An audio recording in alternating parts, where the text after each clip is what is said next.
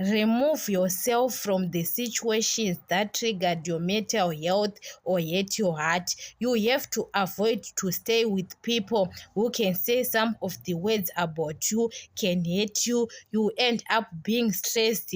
You end up fighting with those people. So you have to avoid those things. When you are alone, you have got stress-free. Even at work, there are some of the jobs can stress you because of those people you are working with.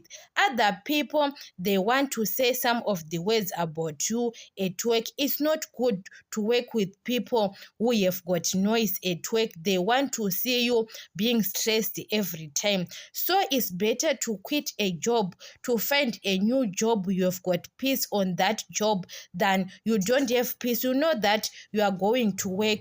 You start thinking about those people you are working with.